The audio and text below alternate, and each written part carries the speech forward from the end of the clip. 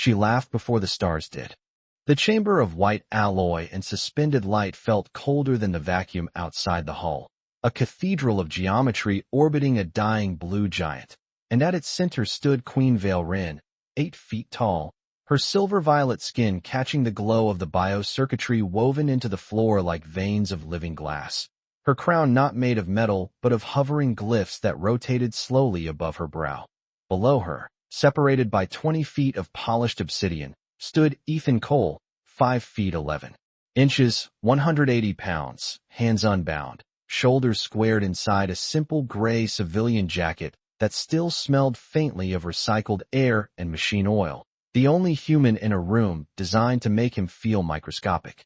The council tiers rose in concentric arcs, silhouettes behind translucent energy screens, their voices low and harmonic. And when the proposal was projected in midair, Genetic Alliance Protocol, Human Compatibility Trial, the Queen's laughter rang out, bright and metallic, not cruel but absolute, like a verdict delivered before the trial began.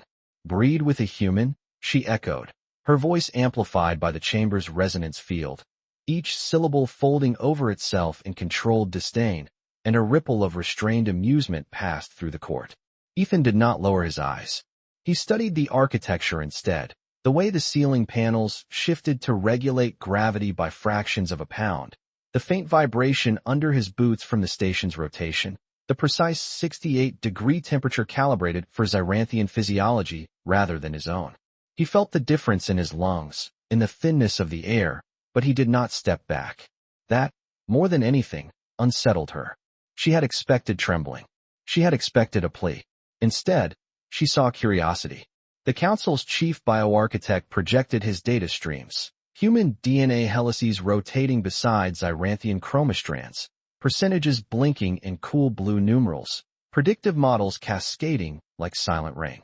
Ethan recognized the patterns. He had spent years mapping microbial adaptation in Martian soil colonies, watching life bend without breaking. He knew what survival looked like.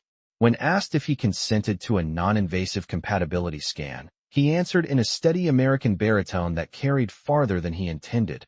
If it keeps two species from misunderstanding each other, yes. No speech. No heroics.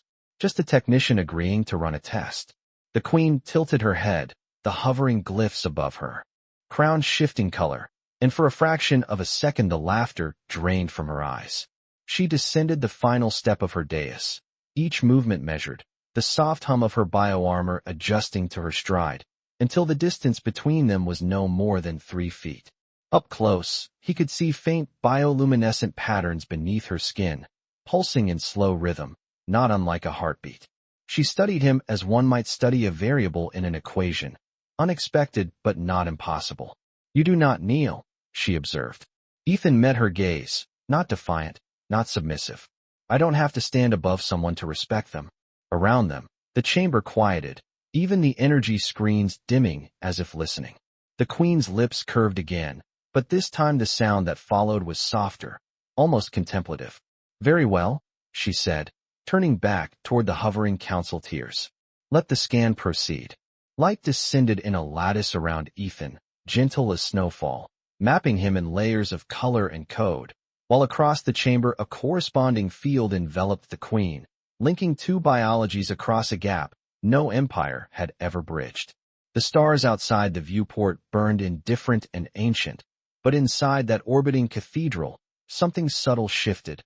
Not power, not dominance, but possibility. And though she had laughed first, it was no longer clear who would have the last word. The light did not burn, it listened. It moved across Ethan Cole in deliberate layers, scanning bone density, cellular rhythm, the quiet electrical language of his nervous system, translating him into patterns of color that hovered in the air like stained glass made of data. He stood still inside the lattice, palms open at his sides, feeling a faint static rise along his arms as the field calibrated to human biology, adjusting pressure by ounces, recalibrating gravity by fractions so his knees would not buckle under Xyranthian standards. Across the chamber, a second lattice descended around Queen Vale, taller, denser, threaded with ultraviolet frequencies invisible to the human eye, but visible on the central display as spirals of luminous silver. The council watched in absolute silence as twin helixes formed between the two fields, not touching, but communicating through pulses of synchronized light that flickered in microseconds. Ethan tracked the rhythm instinctively. It reminded him of lab nights in Houston, when cultures under glass would either reject each other or begin, almost shyly, to adapt. On the elevated dais, the chief bioarchitect expanded the projection to 40 feet wide, numbers cascading in American Standard Units alongside Xyranthian equivalents, metabolic tolerance percentages, chromosomal resonance indexes, compatibility curves that should have flattened at 0 but instead hovered, uncertain, around 30% and rising. A murmur, softer than breath, moved through the council tiers. The queen did not move. Her bioluminescent markings shifted from cool violet to a narrow band of white along her forearms, a physiological tell that Ethan had already begun to recognize as heightened focus. "Increase resolution," she commanded, her voice steady, and the lattice intensified, mapping deeper layers, mitochondrial behavior, protein folding anomalies, recessive traits dormant for generations. Ethan felt a sudden warmth at the center of his chest, not pain, only awareness, as if something inside him had been invited to speak in a language older than politics. He thought of Earth, of oceans measured in miles rather than light years, of how fragile and stubborn life could be at the same time. The numbers climbed to 42%, then 48%. A thin line of gold connected the two projected genomes, flickering, unstable, yet persistent. The chief bioarchitect hesitated before speaking. "Your Majesty, the human genome is not degrading under Xyranthian field influence. It is adapting." The word hung in the chamber like gravity shifting direction. Adaptation was not dominance. It was not surrender. It was something quieter and more dangerous. The queen stepped forward within her own lattice, and the light bent around her frame, casting long shadows across the polished floor.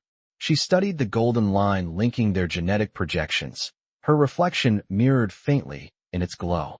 Ethan met her gaze again, aware now that the air between them felt less like a courtroom and more like the threshold of an experiment neither empire had fully authorized.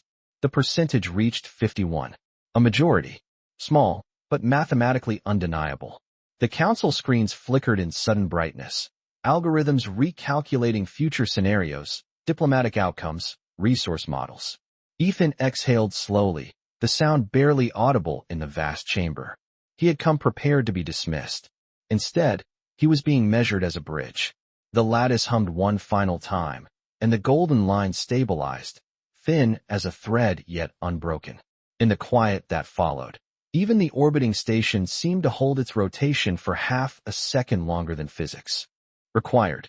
The silence after the stabilization felt heavier than gravity, as if the station itself had recalibrated around a new constant that no one had voted for. 51% glowed in steady gold between the twin genomic projections, no longer flickering, no longer apologizing for its existence. Ethan Cole lowered his eyes from the hovering helixes to the polished obsidian floor, where his reflection stood smaller beside the towering silhouette of Queen Vale-Rin, and for the first time he understood that the number was not a statistic, it was leverage. The council screens brightened in rapid succession, translucent panels filling with predictive timelines measured in decades, population graphs, resource projections in both metric and American Standard equivalents, models of cross-atmospheric resilience and immunological gain. Adaptation curves bent upward instead of collapsing. The chief bioarchitect spoke carefully, each word weighed like fragile glass. "Your Majesty, the integration is not theoretical. The human genome demonstrates cooperative plasticity under Xyranthian resonance fields. Long-term modeling indicates potential hybrid viability." The final two words rippled outward like a dropped stone in still water. Hybrid viability. Not contamination. Not dilution. Viability. Queen Vale-Rin stepped free of the lattice as it dissolved into sparks of fading light, the bioluminescent lines beneath her skin settling into a cool, steady pulse. She descended until she stood only 2 feet from Ethan, close enough that he could feel the faint warmth radiating from her physiology, a temperature slightly higher than his own, calibrated for a different star. Her gaze searched his face not for fear now, but for intent. "Did you anticipate this outcome, human Ethan Cole?" she asked, her tone stripped of earlier amusement. He shook his head once. "No, Your Majesty. I expected rejection. Most ecosystems do that first." A faint narrowing of her eyes signaled thought, not offense. Around them, the council began a low harmonic exchange, their voices overlapping in frequencies that vibrated gently against the chamber walls, debating precedent, risk, honor. One projection shifted to a stark warning in crimson tones, forecasting socio-political instability across several Xeranthian sectors should the data become public without narrative control. Another panel displayed Earth, a blue sphere turning quietly, annotated with population density in millions and diplomatic classifications in neutral gray. Ethan followed that image for a moment, imagining the distance in miles between this orbiting cathedral and the nearest human city, imagining how small a single decision could look from space. The Queen raised one hand, and the harmonic debate ceased instantly. "Seal the chamber," she ordered. Energy screens thickened, muting external transmissions. The station continued its rotation around the dying blue giant outside, stellar flares casting intermittent light through the high viewport, painting her silver-violet skin in shifting shades of cobalt and white. "This data remains within this council until I decree otherwise," she continued. "There will be no laughter." The last word carried quiet authority, not anger. She turned slightly toward Ethan. "You stand at the center of a variable neither empire calculated." He met her gaze again, steady, human, unarmored. "Then maybe it is time we stop calculating everything like a threat." For a fraction of a second, something changed in her expression, subtle as a shift in orbit. Not agreement. Not surrender. Recognition. Beyond the viewport, the blue giant released a silent flare that illuminated the chamber in sudden brilliance. And in that light the golden thread of compatibility still hovered faintly between their fading projections, thin but unbroken, like a line drawn by fate across a galaxy that had never planned to share. The chamber did not reopen to the full court that night. Instead, a smaller laboratory wing illuminated along the inner ring of the station, its curved walls lined with adaptive glass that shifted opacity according to biometric stress levels. Ethan Cole stood inside the observation suite, now wearing a fitted translation band around his wrist that pulsed softly in coordination with the station network. The air here felt marginally warmer, closer to 72 degrees Fahrenheit, adjusted for cross-species tolerance. Beyond the transparent barrier, Queen Vale entered the bio-convergence chamber alone. No crown of glyphs hovered above her now. No council tiers watched from the shadows. Only instruments, light, and the low hum of calibrated possibility. The golden compatibility thread from earlier had been re-rendered into a three-dimensional lattice suspended between two vertical columns of living crystal. It rotated slowly, projecting layers of predictive modeling into the air like a slow-moving storm made of numbers. Ethan studied the structure with the focus of a field researcher. He could see how certain human regulatory genes responded to Xeranthian chroma strands, not collapsing but reinforcing, forming temporary bridges of protein expression that the algorithms had not fully anticipated. He stepped closer to the barrier and placed his palm against the cool surface, feeling a faint vibration pass through the glass. Inside the chamber, the Queen extended her own hand toward the lattice, not touching, only observing how the light bent around her fingers. "Explain it to me," she said without turning. Her voice carried through the room without amplification, softer now, but no less commanding.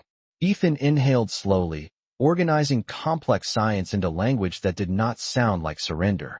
"Your physiology evolved under higher radiation flux. Ours evolved under variable atmospheric stress. Both systems are designed to adapt quickly.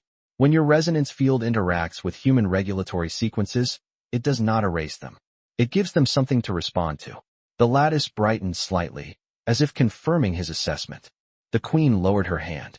"You speak of cooperation as though it is inevitable." He shook his head. "Not inevitable. Possible. There is a difference." She turned to face him fully, the bioluminescent lines along her collarbone shifting to a thoughtful blue. "If this becomes more than data," she said, "if it becomes life, my people will not see possibility. They will see dilution." The word hung between them, heavy but controlled.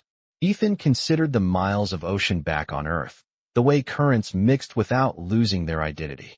On my world, he replied quietly, every generation is technically a dilution of the last.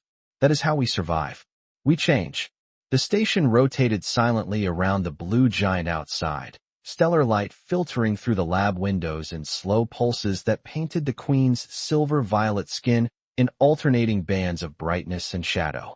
She stepped closer to the lattice again, and this time the golden thread extended a fraction of an inch toward her, responding to proximity. The instruments registered a subtle harmonic alignment, a measurable synchronization between her bioelectric field and the projected human sequence. Ethan felt his wrist band warm slightly as the system logged the interaction. No one in the room spoke for several seconds. The only sound was the steady hum of calibrated power and the distant whisper of circulating air. Proceed with deeper integration modeling, the Queen finally said, her tone resolved but not triumphant. Under my direct oversight. It was not a public declaration. It was not yet a political act. It was a decision made in a quiet laboratory orbiting a dying star, where numbers had begun to suggest that strength might not come from standing alone, but from learning how to share gravity.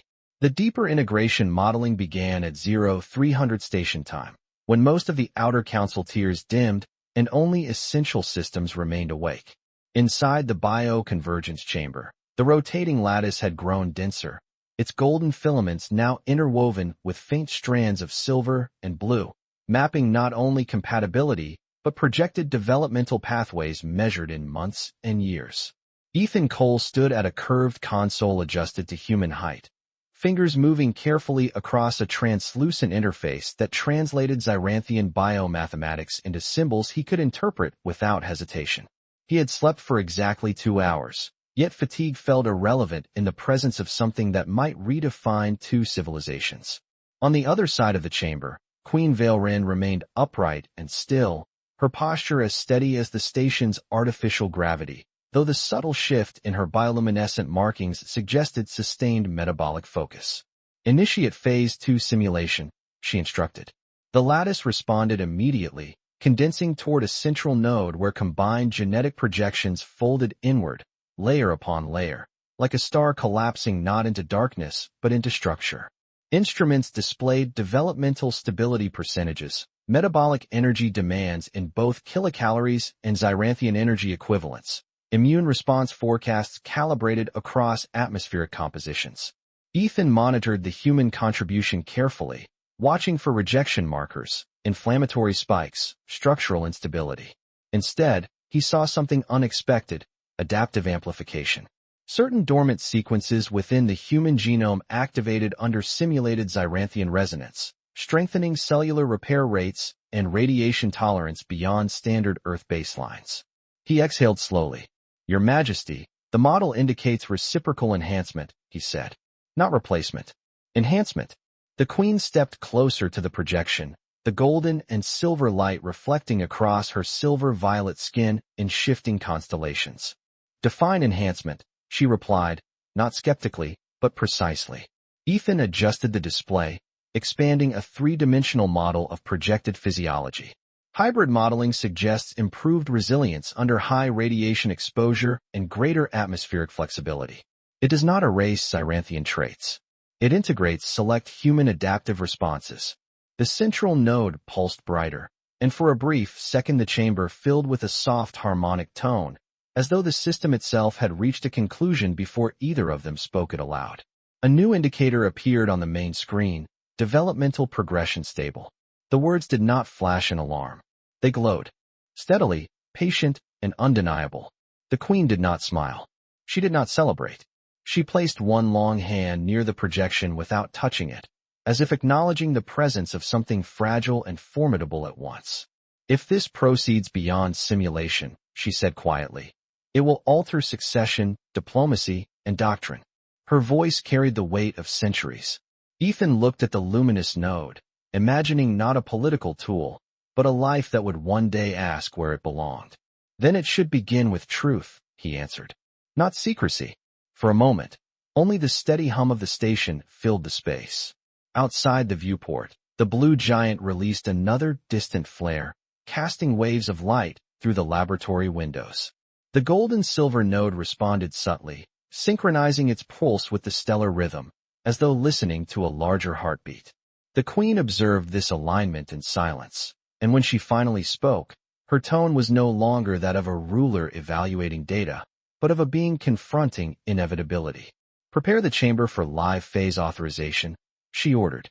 "Under my direct biological consent." The instruments adjusted instantly, protocols shifting from theoretical modeling to controlled reality. In the quiet glow of converging light, possibility moved one step closer to becoming irreversible, and neither of them looked away. Authorization required more than a command. It required surrender to a process that could not be undone. The bioconvergence chamber shifted configuration as Queen Valerin stepped onto the central platform, its surface reshaping beneath her bare feet to match her exact skeletal alignment, microcurrents adjusting in increments smaller than a single degree Fahrenheit. Overhead, the lattice that had once been projection alone condensed into active resonance nodes, each one humming at a frequency designed to bridge human and Xyranthian genetic architecture without harm. Ethan Cole remained at the primary console, heart steady but elevated, tracking every readout in real time. Consent protocols scrolled across the interface in both languages, formal declarations of sovereign biological participation, legal clauses spanning centuries of imperial doctrine. The queen placed her palm against the illuminated panel and spoke her authorization in a calm, unwavering tone. "I accept full responsibility for this integration." The chamber acknowledged with a low harmonic pulse. Ethan swallowed once, aware that his own role, though physically distant, was equally essential. He placed his hand over the biometric reader before him, confirming voluntary genomic contribution under interspecies accord. The systems synchronized their signatures, and for a brief second the air seemed to thicken, as if gravity itself were paying attention. Light descended in layered arcs, softer than before, focused not on analysis but on activation. Within the central field, the condensed node of golden and silver strands began to reorganize, folding inward, weaving through one another in deliberate sequences guided by adaptive algorithms and live biological feedback from both participants. Ethan monitored stress indicators carefully. The queen's vital signs remained stable, her bioluminescent markings shifting toward a steady white that signaled equilibrium rather than strain. No alarms triggered. No emergency overrides engaged. Instead, the chamber filled with a gentle rhythmic tone that resembled a distant heartbeat amplified through metal and glass. Outside the viewport, the blue giant released another silent flare, its light filtering through the lab windows and merging with the glow of the integration field. The timing felt almost ceremonial, though nothing here relied on ritual. It relied on science, on trust measured in data points rather than vows.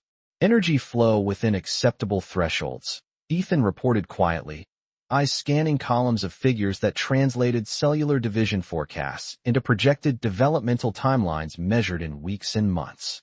The central node brightened, then condensed further, stabilizing into a compact sphere of intertwined luminosity suspended at chest height within the chamber. A new line appeared across the primary display. Initial integration complete. Ethan let out a breath he had not realized he was holding. The queen opened her eyes slowly, their reflective surface catching the golden-silver glow before her. She did not reach toward it. She simply observed, posture tall, expression unreadable but no longer dismissive. "It has begun," she said, not to the council, not to the empire, but to the quiet room and the human who stood witness. The sphere pulsed once, steady and calm, its rhythm aligning with the measured beat displayed on both their biometric feeds. No proclamation followed. No celebration echoed through the station corridors. Only the soft hum of sustained life forming at the intersection of two histories that had never planned to converge, and the understanding that from this moment forward, neither of them would be able to pretend it was only an experiment.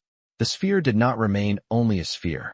Within hours, its pulse strengthened, shifting from a uniform glow to a layered rhythm that registered as independent cellular organization. Ethan Cole stood beneath dimmed laboratory lights, studying the new readouts projected 12 feet above the chamber floor. Developmental progression had accelerated beyond conservative estimates, not dangerously, but decisively, as though the integrated genome recognized urgency in a universe that rarely waited. Outside the sealed laboratory wing, word had begun to move through the station despite restricted channels. Data left fingerprints. Energy surges left signatures. By the time the outer corridors brightened to simulate morning cycle, representatives from 3 high houses had formally requested audience with Queen Valerin. She did not grant it.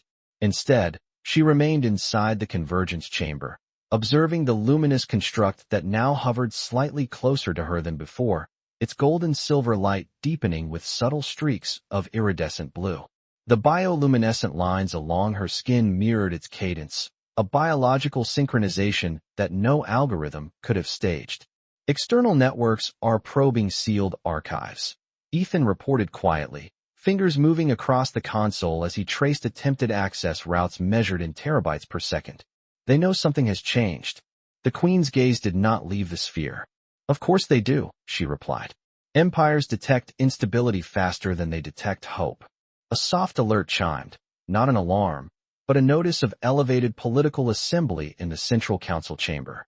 A motion had been filed to suspend all interspecies initiatives pending review. Ethan felt the familiar weight of institutional resistance, something he had seen even on Earth when innovation moved faster than comfort. He turned toward her, aware that the decision ahead was no longer purely scientific.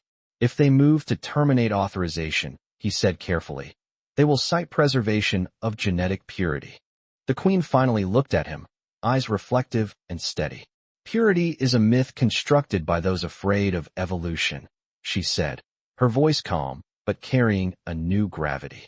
The sphere pulsed again, stronger this time, and a secondary display activated automatically, projecting early structural modeling of a developing organism measured in inches rather than abstractions. It was still only light and prediction, but it carried unmistakable direction. Ethan felt something shift in his chest, not fear, not pride, but responsibility. Footsteps echoed faintly beyond the sealed door, not hurried, but purposeful. A council envoy transmitted a formal request for entry, citing constitutional authority. The Queen extended her hand toward the access panel and then paused. For a fraction of a second, the station's low hum seemed louder, the distant star flare outside casting long shadows across the laboratory walls. She withdrew her hand. Deny entry, she ordered. This chamber answers to me. Ethan executed the command, and the door seals intensified with a soft mechanical sigh. Outside, the footsteps halted. Inside, the sphere continued its steady pulse, indifferent to debate, to doctrine, to fear. The Queen stepped closer to it, standing within arm's reach, and the glow reflected across her features in warm bands of gold. They believe this threatens our future, she said quietly. They do not yet understand that it may be the only one we have. The sphere responded with a measured rhythm, neither hurried nor hesitant, as if it already knew that survival sometimes required defiance, and that the first act of protection was simply refusing to step aside. The formal summons arrived not as a shout, but as a change in gravity. The station's central spine adjusted rotational speed by a fraction, a subtle shift that signaled full council assembly under emergency statute. Ethan Cole felt it in the soles of his boots before he saw the notification bloom across the main display. Sovereign review in session. Queen Valerin did not turn from the convergence chamber. The luminous sphere hovered at shoulder height now, its surface no longer smooth but threaded with faint internal geometry, lines of gold and silver intersecting in deliberate symmetry. Developmental metrics projected beside it measured growth not only in cellular density, but in neural potential, early electrochemical flickers registering as soft pulses across the screen. They are invoking preservation doctrine, Ethan said quietly, scanning the transmitted agenda. They will argue that continuation without consensus destabilizes imperial unity. The Queen stepped away from the sphere at last, her posture tall, controlled, every movement economical. Prepare a secure channel to the council chamber, she instructed. The laboratory lights dimmed as a vertical column of translucent energy formed before her, linking this quiet room to the vast amphitheater where tiers of Xeranthian leaders now waited beneath vaulted ceilings of living crystal. Their silhouettes appeared within the column, magnified and severe. No one laughed. The chief counselor's voice carried through the link, measured and resonant. Your Majesty, reports indicate unauthorized advancement of interspecies integration beyond theoretical modeling. We request immediate suspension pending review. The sphere behind her pulsed once, bright enough to cast a warm glow along the edge of her shoulder. Ethan stood slightly behind and to the side, close enough to monitor systems, far enough to remain outside the formal frame. Queen Valerin's gaze swept across the projected assembly. There has been no unauthorized action, she replied. There has been sovereign decision. A low harmonic murmur moved through the council tiers. Data panels materialized around them, displaying compatibility metrics, resilience forecasts, long-term projections measured in generations rather than election cycles. One counselor stepped forward within the projection. Hybridization alters succession law. It introduces uncertainty. The Queen did not raise her voice. Uncertainty already exists. Our outer colonies weaken under stellar radiation. Our genetic variance narrows each century. You fear dilution. I fear extinction. The words settled over the chamber like controlled thunder. Ethan felt the weight of them in his chest. Behind her, the sphere's pulse synchronized briefly with the station's core frequency, a measurable alignment that flashed across the monitoring screens. He transmitted the data silently to the shared display. Stability indicators remained strong. No degradation. No instability. Only progression. The chief counselor observed the new metrics, the luminous evidence hovering in quiet defiance of doctrine. And if this life fails, he asked. The Queen's expression did not waver. Then the responsibility is mine. A pause followed, longer than protocol required. Outside the viewport of the laboratory, the blue giant released a broad, silent flare, its light spilling across both chambers at once, illuminating council tiers and convergent sphere in the same cold brilliance. In that shared light, distinction felt thinner than before. The Queen turned slightly, allowing the projection to capture the sphere fully, its gold-and-silver structure steady and unmistakably alive in potential. You asked for proof of strength, she said. Strength is not refusing change. Strength is surviving it. The harmonic murmur quieted. No immediate vote was cast. No decree pronounced. Only a measured suspension of opposition, fragile and conditional. As the transmission field dissolved, the laboratory returned to its softer glow. The sphere continued its steady rhythm, unaffected by politics, and in its quiet pulse lay an answer that no council could permanently silence. The vote did not come that night. It did not come the next cycle either. What came instead was quiet, the kind that settles after a storm decides not to break. In the sealed laboratory wing, the convergence chamber glowed with a softer hue than before, as though the station itself had accepted a new center of gravity. The sphere had changed again. Its surface now revealed faint internal contours, delicate arcs suggesting early structure measured in inches rather than abstractions, projections estimating length in fractions of a foot, mass in ounces that would one day become pounds. Ethan Cole stood beside the main display, reviewing stable progression metrics that scrolled without alarm. Heartbeat analog synchronized, neural activity increasing within expected range. Radiation tolerance exceeding both baseline models. He allowed himself a slow breath, not relief exactly, but recognition. Behind him, Queen Valerin approached the chamber without ceremonial adornment. No hovering glyphs, no council insignia. Only her presence, tall and steady. The bioluminescent patterns along her skin no longer flickered in uncertainty. They pulsed in measured alignment with the life forming within the field. She extended her hand, stopping an inch from the transparent barrier. The sphere responded with a gentle surge of light, a rhythm that mirrored her own biometric feed displayed quietly along the wall. They have postponed further objection, she said, her voice calm. Not because they are convinced, because they are watching. Ethan nodded. Sometimes watching is the first step toward understanding. Through the high viewport, the blue giant burned in distant silence, its flares less violent now, or perhaps simply less frightening. The station continued its rotation, miles of alloy and crystal sustained by mathematics and faith in engineering. Inside this single room, something more fragile and more powerful persisted without spectacle. The queen turned slightly toward Ethan, studying him with the same intensity she once reserved for strategic adversaries. "You did not seek power," she observed. "You offered cooperation."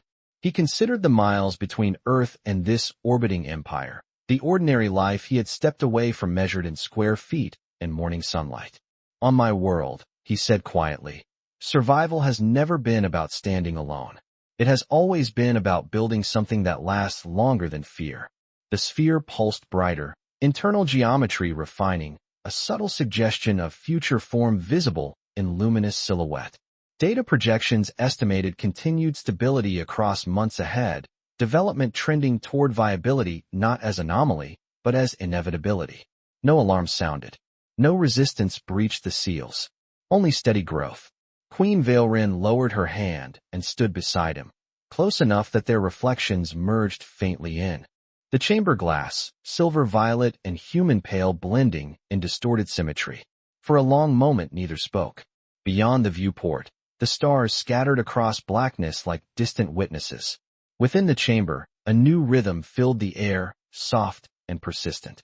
Not conquest, not surrender, simply life, forming at the intersection of difference.